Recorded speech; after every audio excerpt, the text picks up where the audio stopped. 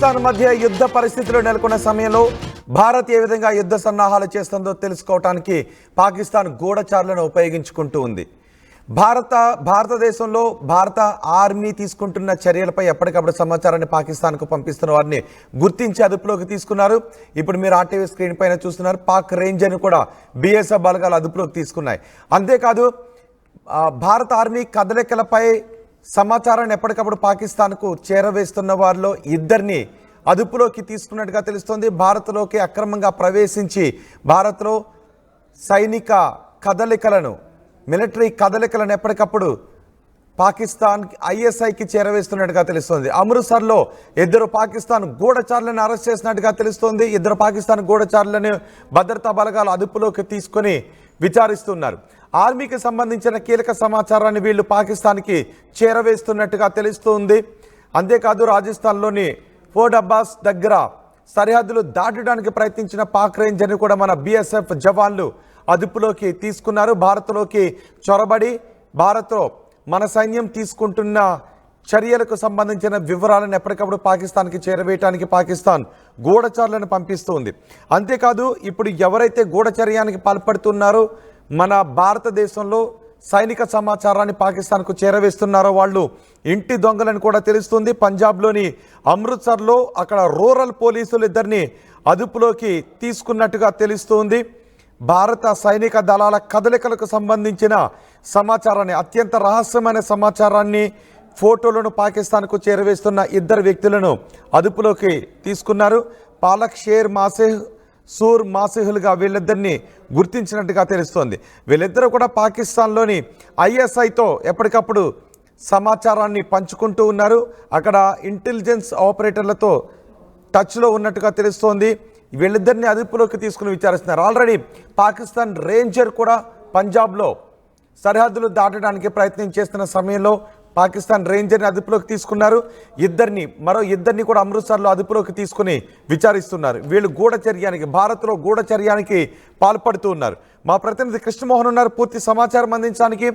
కృష్ణమోహన్, భారత్ పాకిస్తాన్ మధ్య యుద్ధ పరిస్థితులు నెలకొన్న సమయంలో భారతదేశం వ్యూహాలేంటో శత్రు దేశానికి అంతు చిక్కడం లేదు. ఎందుకంటే అవసరమైన సమాచారాన్ని తప్ప కేవలం మన ప్రభుత్వం మిలిటరీ చెప్పొచ్చు అని పర్మిట్ చేసిన సమాచారాన్ని తప్ప మిగిలిన ఏ సమాచారాన్ని కూడా మన దేశ మీడియా కానీ మన దేశ పౌరులు కానీ ఎక్కడ సోషల్ మీడియాలో షేర్ చేసుకోవడం లేదు, మీడియాలో కూడా చూపించట్లేదు.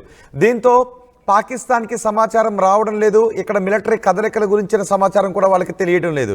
ఏం చేయాలో తెలియక గూఢచారులను పంపించినట్టుగా తెలుస్తుంది. గూఢచారులతో ఈ సమాచారాన్ని తెలుసుకుంటున్నట్టుగా అందులో ఇద్దరు అదుపులోకి తీసుకున్నారని కూడా తెలుస్తోంది. దీని గురించి మీ దగ్గర ఉన్న సమాచారం ఏంటి? రోహిత్, పాకిస్తాన్ ఇండియా మధ్య ఒకవైపు ఉద్రిక్త పరిస్థితులు చోటు చేసుకుంటుంటే పాకిస్తాన్ మాత్రం చిల్లర వేషాలు వేస్తుంది.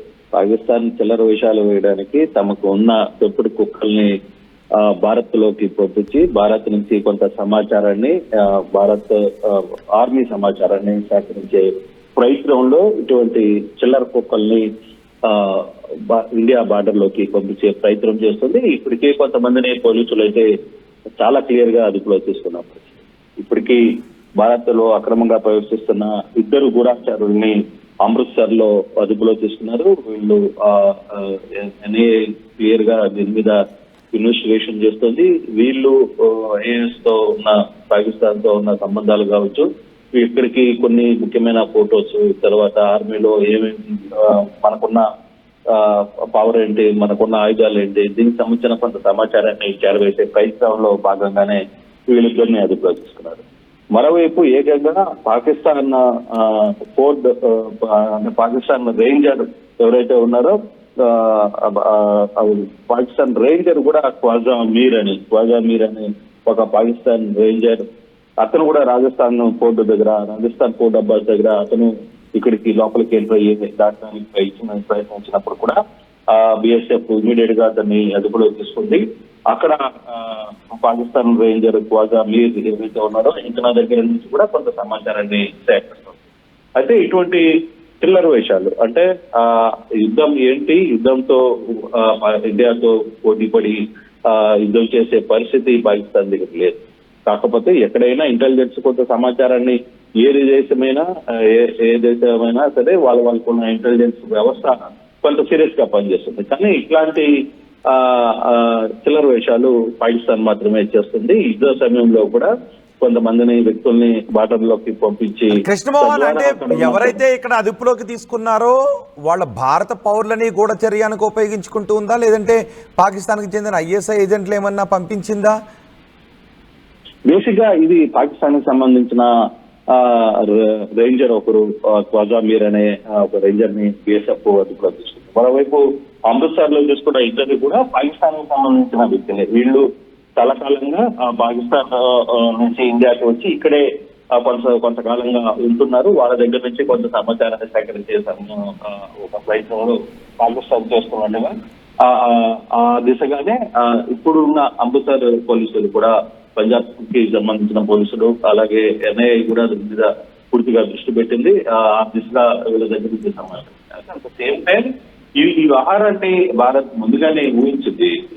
ఇది ఈ రోజు జరుగుతుంది, ఇప్పుడు జరుగుతుంది అని కాదు. దీని మీద దాదాపుగా ఒక 2 నెలల ముందు కన్నేసింది. తర్వాత పుల్వామా దాడి జరిగిన వెంటనే అసలుకి మన దగ్గర ఉన్న ఇంటి దొంగలు పరిస్థితి ఏంటి అనే దాని మీద కూడా చాలా సీరియస్ గా ఎప్పటికప్పుడు నెట్వర్క్ ని ఉపయోగిస్తోంది. ఆ దిశగానే వీళ్ళందరూ కూడా బయటపడ్డారు. వీళ్ళిద్దరూ ఆ విధంగా దొరికితే ఒకరు మాత్రం రేంజర్ మాత్రం నేరుగా పాకిస్తాన్ నుంచి అమృత్సర్ దగ్గర ఎంటర్ అయ్యే ప్రయత్నం అయితే చేశారు. రాజస్థాన్ లోని కోటాబాద్ దగ్గర అక్కడ ఎంటర్ అయ్యే ప్రయత్నం చేసినప్పుడు అక్కడ బిఎస్ఎఫ్ అతన్ని క్యాచ్ చేసిన పరిస్థితి. అయితే ఇటువంటి వ్యవస్థలు చాలా వరకు కూడా ఉంటాయి. కొంత మన సైడ్ నుంచి కూడా కొంత పాకిస్తాన్ నుంచి సమాచారాన్ని ఏంటి అక్కడ ఏం జరుగుతుందనే ఇంటెలిజెన్స్ క్లియర్ గా కొంత వ్యవస్థ అయిపోతుంది. కానీ ఇప్పుడు యుద్ధం జరుగుతున్న సమయంలో మనుషుల్ని పంపించి అక్కడ ఉన్న సమాచారాన్ని సేకరించే ప్రయత్నం లేదు. అక్కడ ఏం జరుగుతుంది, వాళ్ళ దగ్గర ఉన్న బలాబలగాలు ఏంటి, ఇవన్నీ కూడా. అయితే పాకిస్తాన్ కూడా క్లియర్ ఇదే ఇన్ఫర్మేషన్ అయితే ఉంది. పాకిస్తాన్కి పూర్తిగా భారత్ బలాలు ఏంటి, భారత్ కలుసుకుంటే మనం ఏం చేయగలం.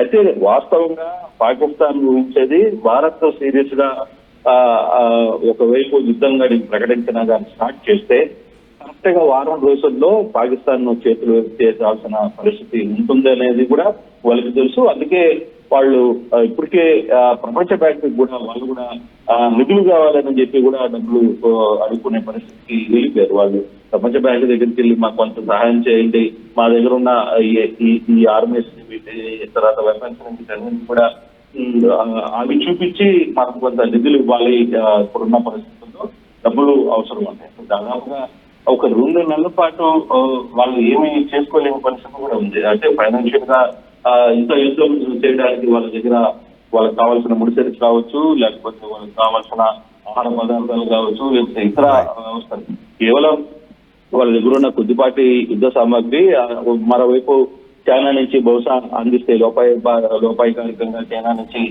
కొంత అందించే సమాచారం అయితే ఉంది. కానీ దాని ద్వారా వచ్చిన సంపద తగ్గితే మిగతా ఎఫెక్టివ్ గా ఉన్న ఇష్యూలు అయితే లేదు. కాకపోతే మేకపోతే ఉదాహరణగా మేము అనుభవాలు వేస్తాం, మా దగ్గర 14 ఉన్నాయి, 13 ఉన్నాయి, 12 ఉన్నాయి, మేము టార్గెట్ చేయగలిగితే దాదాపుగా 500 కిలోమీటర్ల దూరంలో ఉన్న వ్యవస్థను కూడా కూర్చోగలం.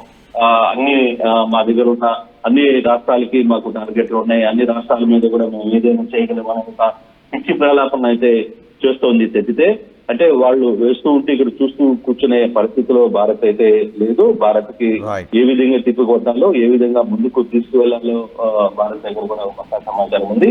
అయితే ఇప్పుడు మనకు అందుతున్న సమాచారం ప్రకారం కూడా నిన్నటి వరకు ఏదైతే ఎయిర్ మార్షల్ తో నిన్న ఎయిర్ మార్షల్ కి సంబంధించిన వ్యవహారంలో నిన్న నావీకి సంబంధించిన అధికారులతో మాట్లాడిన ప్రధానమంత్రి ఈ రోజు ఇప్పుడే air chief marshal AP Singh తో కూడా భేటీ అయ్యారు. నిన్న నేవీ చీఫ్ తో సమావేశమైన ప్రధాని ఇప్పుడు air marshal chief AP Singh తో అంటే ఒకటి జలాంతరంగా సంబంధించిన చీఫ్ తో నిన్న నేవీకి సంబంధించిన చీఫ్ తో ప్రధాని మోడీ గారు ఈ రోజు ఉదయాన్నే వాయుసేన సంబంధించిన చీఫ్ తో ఏపీ సింగ్ తో కూడా ఈ రోజు భేటీ అయ్యారు. బహుశా ఈ భేటీలు చాలా కీలకమైన పరిస్థితులు. అంటే ప్రధాని క్లియర్ గా చెప్తున్నారు, ఏ టైంలో ఏ సమయంలో అయినా సరే సంసిద్ధంగా ఉండాలి, మీ దగ్గర ఏంటి, మీరు ఏ విధంగా యాక్షన్ ప్లాన్ ఉంది, మీకున్న పరిస్థితులు ఏంటి, ఇప్పుడు మనం చేయగలిగితే ఎలా ముందుకు పోతుంది అని అంటున్నాం. అయితే ఈ వ్యవహారాన్ని భారత్ చాలా గోప్యంగా ఉంచుతుంది. ఎక్కడ వ్యవహారాన్ని కూడా బయటికి అఫీషియల్ గా చెప్తున్న పరిస్థితి అయితే లేదు. కానీ నిన్న నావీ చీఫ్ రావడం, కానీ ఈ రోజు ఉదయాన్నే అలాగే ఎయిర్ చీఫ్ సింగ్ కూడా రావడం కొంత అంటే ఆ యుద్ధానికి సంబంధించి కావచ్చు, లేకపోతే పాకిస్తాన్ మీద చర్యలకి ఏ విధంగా ఉండాలి, ఏ విధంగా పూనుకోవాలి అనే దాని మీద కొంత సీరియస్ గానే యాక్షన్ జరుగుతున్నట్టుగా మాత్రం చాలా స్పష్టంగా అర్థమవుతుంది. రాడి కృష్ణమోహన్, పాకిస్తాన్ తన వంకర బుద్ధిని చూపించుకుంటూ ఉంది. ఒక పక్క శాంతి చర్చలకు సిద్ధమంటుంది, మరోపక్క ఎల్ఓసిలో కాల్పుల విరమణ ఒప్పందానికి తూట్లు పొడుస్తూ ఉంది, మరోపక్క అణుబాంబులు వేస్తామంటూ బెదిరిస్తుంది, మరో చోట తమ కుక్కలను పంపించి ఇక్కడ రహస్యాలను తెలుసుకునే ప్రయత్నం చేస్తుంది. భారత్ పాకిస్తాన్ సరిహద్దులో ఉద్రిక్తత నెలకొన్న ఈ సమయంలో ఇండియన్ ఆర్మీ కదలికలపై పాకిస్తాన్ ఒక కన్ను వేసింది. ఆర్మీ చర్యలను తెలుసుకోవడానికి భారత్లోకి అక్రమంగా గూఢచారులను ప్రవేశపెడుతుంది. అమృత్సర్లో 2 పాకిస్తాన్ గూఢచారులను అరెస్ట్ చేశారు. ఇప్పటికే పాక్ రేంజర్ను కూడా ఇటు పంజాబ్లో కూడా అరెస్ట్ చేశారు. ఇటు అమృత్సర్లో అరెస్ట్ చేసిన 2 పాక్ గూఢచారులను దగ్గర నుంచి విచారణ జరిపి వివరాలు తెలుసుకుంటూ ఉన్నారు. ఎవరు పంపించారు, ఎప్పుడు పంపించారు, ఏ వివరాలు తెలుసుకుంటున్నారు, ఇప్పటివరకు తెలుసుకున్న వివరాలు ఏంటి, ఆ వివరాలను ఏ పద్ధతిలో పంపించారు, మొన్న దాడులు జరిపిన ఉగ్రవాదులకు వీళ్ళకు ఏదైనా సంబంధం ఉందా, వాళ్ళతో ఎప్పుడైనా వీళ్ళు మాట్లాడారా, ఇప్పటివరకు పంపించిన సమాచారం ఏంటి, వీళ్ళకి ఇక్కడ ఇంకెవరైనా సహకరిస్తూ ఉన్నారా, ఈ వివరాలన్నీ కూడా ప్రస్తుతం ఈ గూఢచారుల దగ్గర నుంచి భారత ఆర్మీ సేకరిస్తూ ఉంది.